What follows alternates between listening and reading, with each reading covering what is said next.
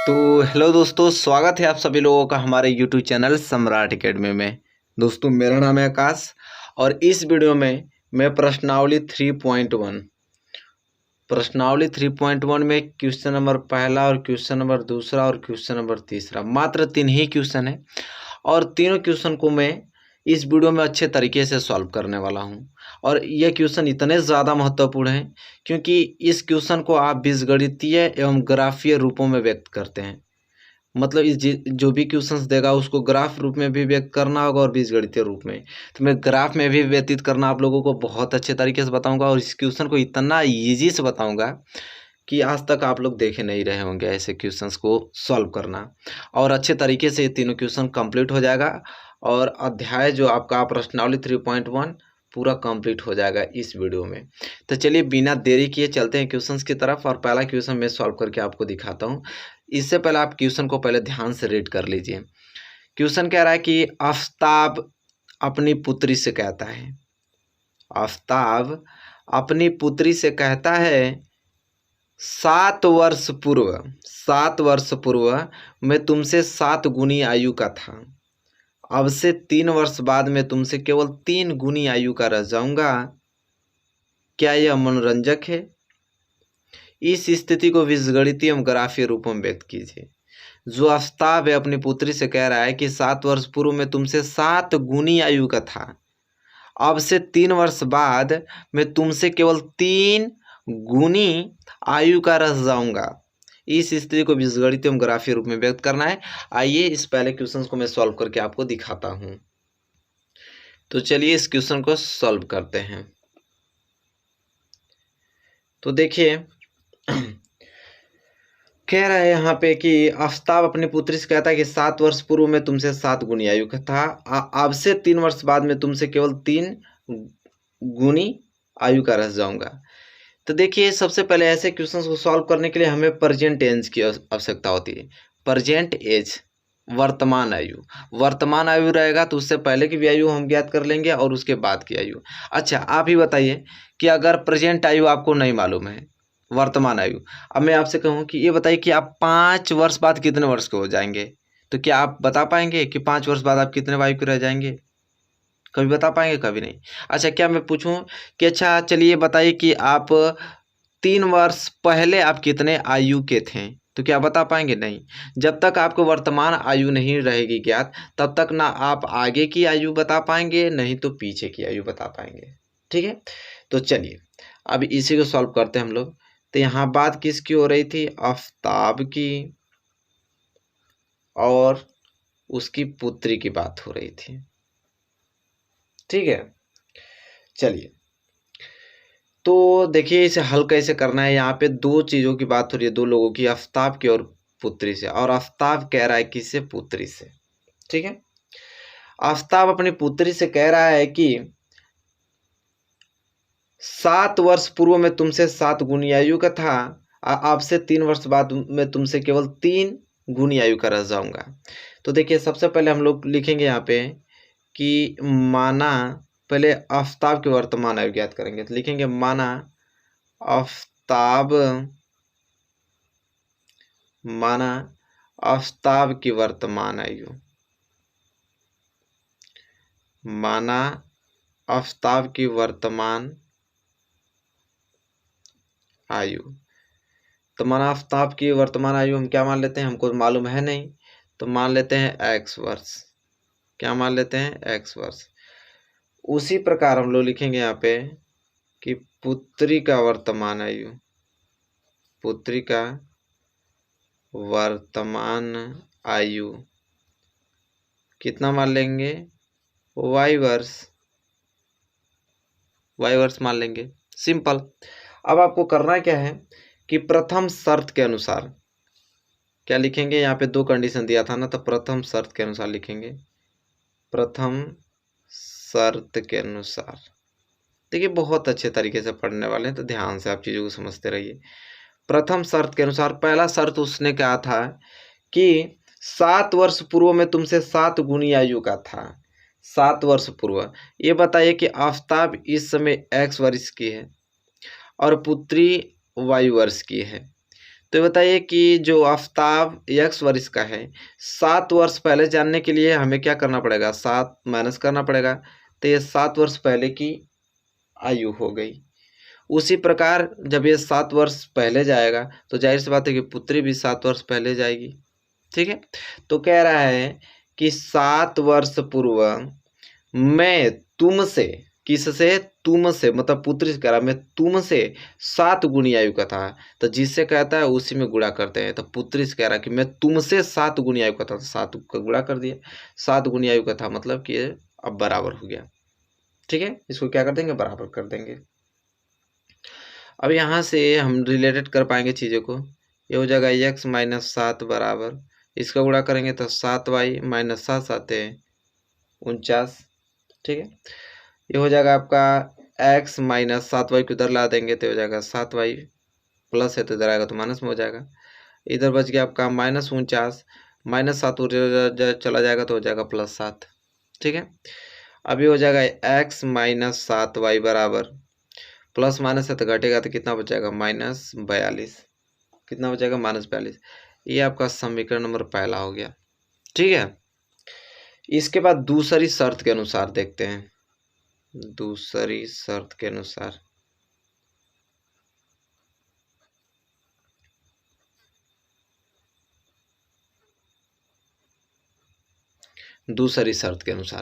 अब दूसरा कंडीशन दे रखा था कि अब से 3 वर्ष बाद मैं तुमसे केवल 3 गुनी आयु का रह जाऊंगा। अब से, तो वर्तमान आयु x वर्ष है आफ्ताब की, और पुत्री की y वर्ष। 3 वर्ष बाद जाने के लिए हमें इसमें 3 वर्ष जोड़ना पड़ेगा और इसमें भी 3 वर्ष जोड़ना पड़ेगा। कह रहा है कि अब से 3 वर्ष बाद मैं तुमसे कितना, केवल 3 गुनी का रह जाऊंगा, मतलब 3 गुनी आयु का रह जाऊंगा। तो 3 को गुणा कर देंगे पुत्री में, फिर यह कंडीशंस बराबर हो जाएंगे। इसके बाद हो जाएगा आपका, इधर हल करेंगे तो x प्लस 3 बराबर, ये हो जाएगा 3y प्लस 3 लिखे 9। फिर यहाँ से निकल जाएगा x प्लस 3y, इधर आएगा तो माइनस 3y बराबर 9, और प्लस 3 उधर जाएगा तो माइनस 3। फिर हो जाएगा x माइनस 3y बराबर 9 में से 3 गया तो 6। ऐसे मान लेंगे समीकरण नंबर दूसरा। ठीक है, क्या मान लेंगे, समीकरण दूसरा। अब कह रहा है इसे हल नहीं करने के लिए बोला इसमें कि इस स्थिति को बीजगणितीय एवं ग्राफीय रूप में व्यक्त कीजिए। तो चलिए हम लोग पहले बीजगणितीय रूप में व्यक्त करते हैं। इसलिए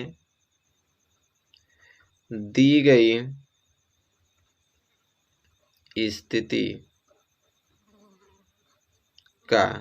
स्थिति का बीजगणितीय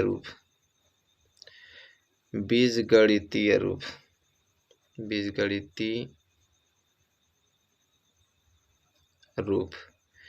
तो ये जो कंडीशन आपका समीकरण पहला और समीकरण दूसरा दिखाई दे रहा है, तो ये बीजगणितीय रूप में तो है। तो सिंपल लिख देंगे, दी गई स्थिति का बीजगणितीय रूप क्या हो जाएगा, x माइनस 7y बराबर माइनस 42 और x माइनस 3y बराबर 6। यह हो जाएगा आंसर बीजगणितीय रूप में। ठीक है, तो कितना प्यारा प्रश्न था, सिंपल हमने बता दिया। तो ये तो अभी बीजगणितीय रूप में है, हमको करना क्या है, ग्राफीय रूप में भी इसको दर्शाना है। तो आइए ग्राफीय रूप में देखते हैं कि ग्राफीय रूप में इसे कैसे दर्शाएंगे।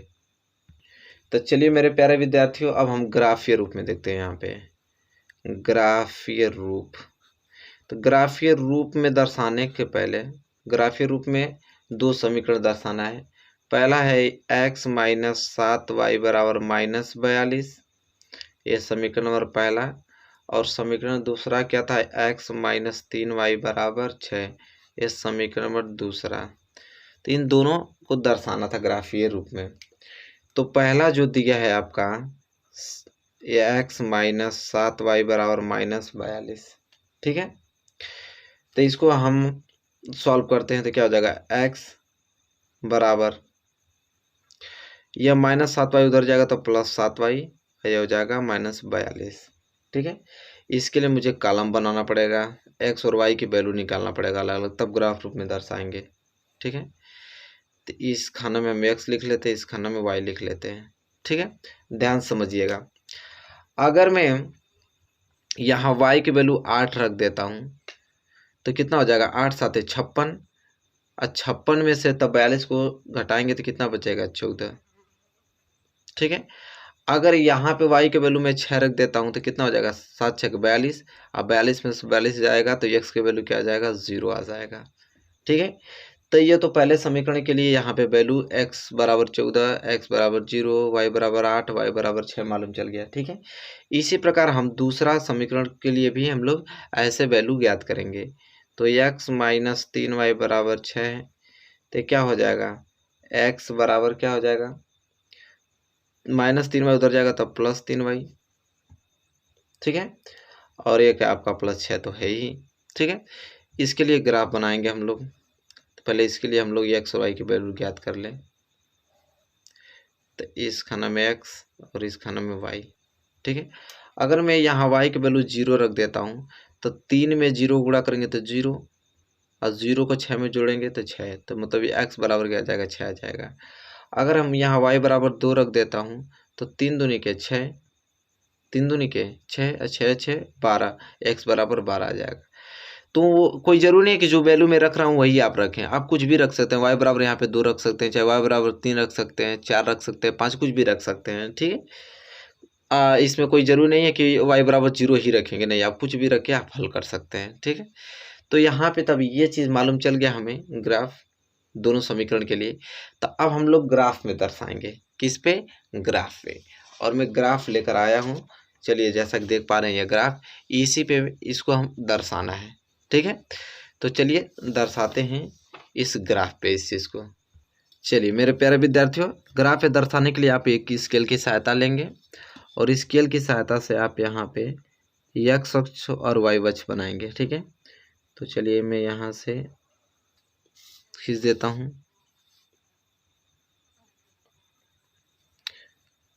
और आप लोग भी ग्राफ ले लीजिएगा, ग्राफ काफ़ी मिलता है मार्केट में। ठीक है, अब यहाँ पे ये चीज़ें जैसा कि देख पा रहे हैं बन गया। तो इसे बोलते हैं, यहाँ मैं इस तरह कर देता हूँ ताकि अच्छे तरीके से हम लोग इसे जानेंगे।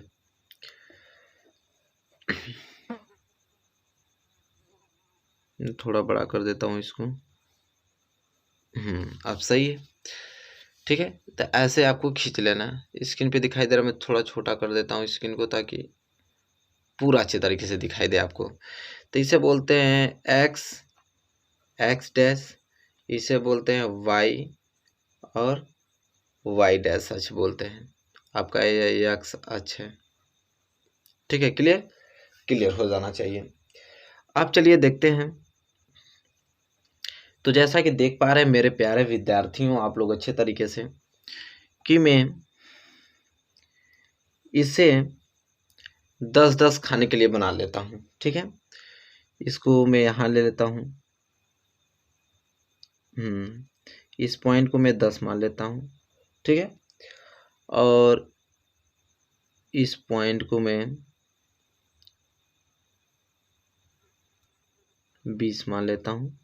इस पॉइंट को मैं 30 मान लेता हूँ, और इस पॉइंट को मैं 40 मान लेता हूँ, और इस पॉइंट को मैं 50 मान लेता हूँ। ठीक है, मैं थोड़ा बड़ा कर दूँ।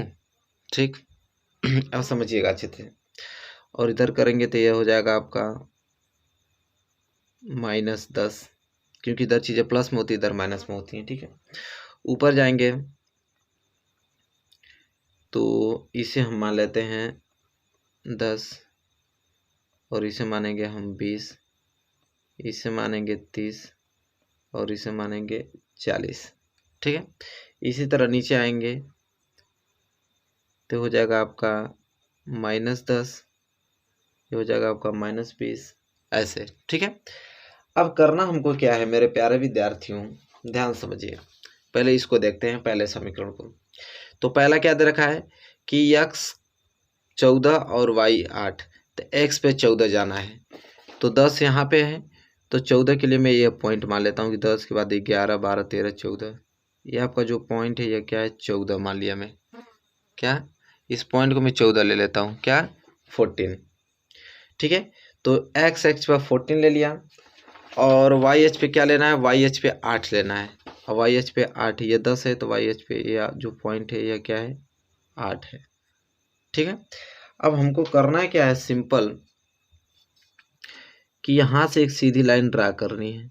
जो 8 है, 8 को सीधे इधर लाना है, और जो ये 14 है, इस 14 को ऊपर ले जाना है। अब ये जहाँ काटेगा, ये दोनों काट रहा है, यही पॉइंट आपका क्या कहलाएगा, 14 और 8। पहले 14, पहले हम एक्स एच को लिखते हैं, फिर वाई एच के लिखते हैं, तो ये पॉइंट आपका कहलाएगा 14 और 8। क्या कहलाएगा, 14 और 8 कहलाएगा ये पॉइंट। ठीक है, 14 और 8 हो गया। इसी प्रकार मेरे प्यारे विद्यार्थियों, ये तो पहला खाना हो गया। फिर इसके बाद x का वैल्यू 0 लेना है और y का 6। तो x पे 0 का मतलब ये यहीं रहता है। ठीक है, x पे 0 का मतलब यहीं रहेगा, और y पे 6 लेना है। y पे 6 का मतलब कि ये 8 है, तो यह पॉइंट हम ले लेते हैं 6 का। ठीक है, क्या ले लेते हैं, 6 का। तो यह जो पॉइंट क्या कहलाएगा आपका, 0 और 6। तो मैं इसको यहाँ पे लिख देता हूँ। ठीक है, ये क्या कहलाएगा, 0 और 6, क्योंकि x एक्स पे 0 है और y एच पे 6 है। अब आपको करना है मेरे प्यारे विद्यार्थियों क्या, कि इन दोनों बिंदुओं को आपको आपस में मिला देना है, इसको दोनों को। ठीक है, तो यहाँ से आपको क्या करना है, इन दोनों बिंदुओं को मिला देना है। चलिए मिला देते हैं। ठीक है, तो यहाँ से यह क्या हुआ, आपका मिल गया। तो यह जो आप लोगों का लाइन आपको दिखाई दे रही है, ये समीकरण पहले के लिए है, क्योंकि समीकरण पहला के लिए हम लोग सॉल्व कर दिए इस बॉक्स को। तो ये समीकरण पहला था क्या, कि x माइनस 7y बराबर माइनस 42। तो ये जो लाइन जा रही है, इसको हम लोग लिख देंगे x माइनस 7y बराबर माइनस 42। यह समीकरण पहला सॉल्व हो गया ग्राफ पे। ठीक है, इसी तरह दूसरा सॉल्व करना है, तो दूसरा के लिए हम लोग क्या दिया है, x बराबर 6 और y बराबर 0। मतलब x पे 6 लेना है और y पे 0 लेना है। तो x पे 6 का मतलब कि यह 10 है, तो हम यहाँ पे मान लेते हैं कि 6 है। ठीक है, और y पे 0 का मतलब कि y पे 0 है, तो y पे कुछ नहीं रहेगा। तो यह जो बिंदु आपको दिखाई दे रहा है, ये क्या हो जाएगा, मैं यहाँ पे लाइन खींच के लिख देता हूँ। ये जो है, ये आपका कहलाएगा 0,6, क्योंकि y पे 0 है और x पे क्या है, 6 है। तो अरे सॉरी, पहले x एच का लिखते हैं ना, गलत हो गया। पहले x एच का लिखते हैं, तो x पे 6 है, y पे 0 है। ठीक है, ये 6 0 कहलाएगा। ठीक है, क्या कहलाएगा, 6 0। ठीक है, क्या कहलाएगा, 6 0 कहलाएगा। ठीक है, इसके बाद ये तो हल हो गया। फिर x पे 12 जाना है, y पे 2 जाना है। तो x पे 12 का मतलब कि ये पॉइंट यहाँ पे चला जाए। ये पॉइंट जो बीच में दिखाई दे रहा है, मैं बड़ा कर देता हूँ। ये पॉइंट आपका कहलाएगा 12। ठीक है, तो x पे 12 और y पे 2। y पे 2 का मतलब कि यहाँ मान लेते हैं, ग्राफ तो बहुत छोटा हो गया, यहाँ मान लेते हैं। ये क्या हो गया, 2 हो गया। मैं थोड़ा बड़ा कर देता हूँ। अब आपको करना क्या है, देखिए बहुत ग्राफ छोटा हो गया ना। अब सिंपल करना है कि ब्लैक पेन ले लेता हूँ, कि यहाँ जो 2 दिखाई दे रहा है, 2 को यहाँ पे सीधे लाइन खींचना है आपको, 2 से आगे। और यह जो 6 आपको दिखाई दे रहा है, 6 पे लाइन खींचना है। ठीक है, तो यहाँ जो कट हो रहा है, दिखाई दे रहा है आपको, बड़ा कर देता हूँ। यहाँ जो कट हो रहा है, यह बिंदु आपका कहलाएगा क्या, 6,2। क्या कहलाएगा, 6,2 कहलाएगा। ठीक है, क्लियर हो गया। तो ये पॉइंट मैं यहाँ लिख दिया हूँ, जो पॉइंट था इसको मैं यहाँ लिख दिया हूँ। ये क्या कहलाएगा, 6,2 कहलाएगा। ठीक है, इसके बाद आपको क्या दर्शाना है, कि x पे 12 और y पे 2। ठीक है, अब हमको करना है यहाँ पे, ओ सॉरी सॉरी सॉरी, मिस्टेक हो गया थोड़ा।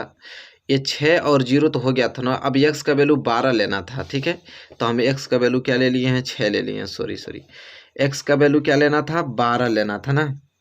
यहाँ पे क्या लेना था, 12 लेना था। तो यहाँ पे 10 है, ये 12 है। सॉरी, और मैं यहाँ से खींच दिया हूँ।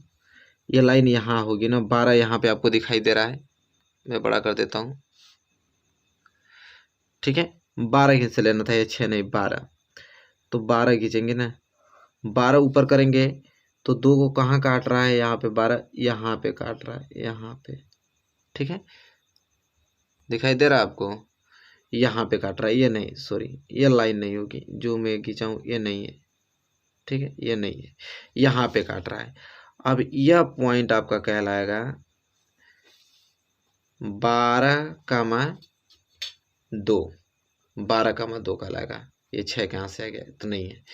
अब आपको करना क्या है कि 6,0, यहाँ पे 6,0 जो ये पॉइंट आपको दिखाई दे रही है, ये वाली पॉइंट, और 12,2 ये जो पॉइंट दिखाई दे रही है, अब इससे मिला के एक रेखा खींचेंगे इन दोनों से, ठीक है। अब यहाँ से ड्रा करेंगे तो ये जो आपको लाइन दिखाई दे रही है, ये जो लाइन जा रही है, मैं छोटा कर दूंगा, अब तो आपको मालूम चल गया होगा।